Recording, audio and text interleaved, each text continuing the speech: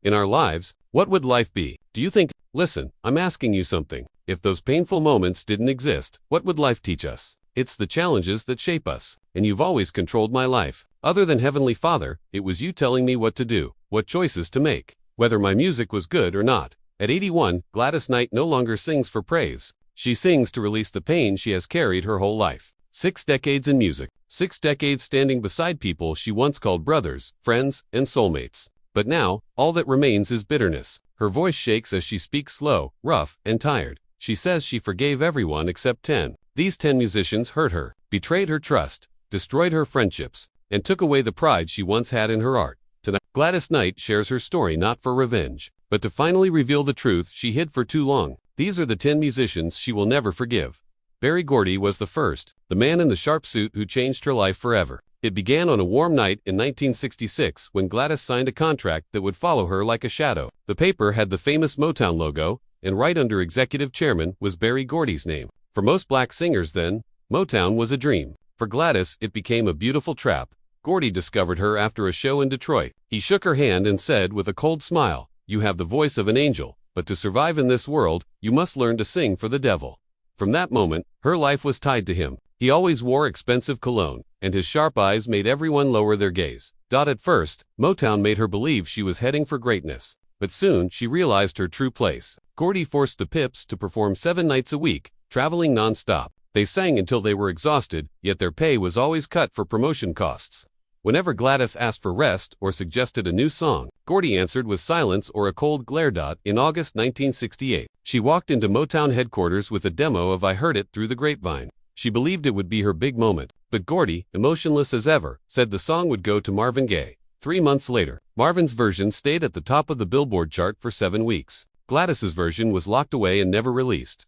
Then on December 10, 1968, she found a bouquet of white roses at the studio. No card, just one line in red ink. "Thank you for contributing to Motown's success." She dropped the flowers on the floor and cried. That was the day she understood that in Berry Gordy's world, winners were chosen before the race started, and the losers were only allowed to clap. After that, Gordy punished her quietly. He made the Pips open shows for Diana Ross, even though crowds came for Gladys. During her performances, the stage lights were dimmed. Recording sessions were postponed. Tours were canceled last minute. When she asked for a solo album in 1970, Gordy rejected her and instead signed Diana Ross. Everything revolved around Diana, woman he loved and protected. Rumors spread that Gordy tried to control Gladys with sweet talk during private dinners in Beverly Hills. One evening in September 1970, he invited her to his penthouse for a private meeting about the Pips' future. Gladys politely refused and left. 3 days later, their entire tour schedule disappeared. At Motown, nothing was written, but everyone knew the rules. Berry Gordy's rules. In 1973, Gladys quietly left Motown, but Gordy didn't let her go easily. He froze their copyrights, blocking them from performing their old songs. The legal fight lasted 2 years and drained her mentally and financially. By the time she performed Midnight Train to Georgia again, her reputation was damaged. The press called her a Motown traitor, while Gordy kept producing hits as if nothing had happened. The worst moment came in March 1983 at Motown's 25th anniversary celebration. Everyone was invited: Diana Ross, Stevie Wonder, Marvin Gaye, Smokey Robinson, everyone except Gladys. After complaints, her name was added at the last minute. But when the show aired on television, her entire performance was cut out. She watched her peers appear one by one on the screen while she simply vanished. For years, she refused to speak about Berry Gordy. When asked, she only said, "He knew how to love music, but not people."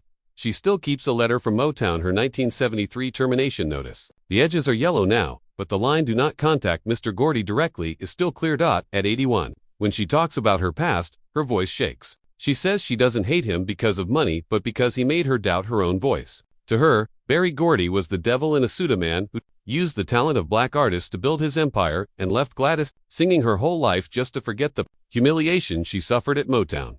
Every time the stage lights shine, she remembers that winter night in 1968, the night Berry Gordy stole her song, her dream, and her belief that music could save the soul.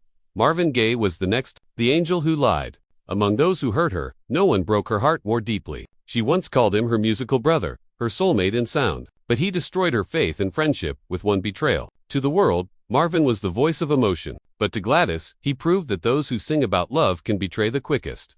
Their bond began in 1971. On the Motown Live Across America tour, Gladys was rising with If I Were Your Woman, while Marvin was recovering from a breakdown. They grew close. She called him Big Brother. He would say, "We're two halves of one soul." They shared melodies backstage, planned a duet album, and encouraged each other. One night in July 1971 in Chicago, Gladys gave Marvin a demo she wrote while traveling. It was called I'll Be There When You Cry, a soft, emotional song about forgiveness. Marvin said, "We'll sing this together. It'll be Motown's greatest love song." She trusted him and gave him the original. 2 months later, she saw an announcement for Marvin's new single, When You Cry. The title was changed slightly, but the melody was the same.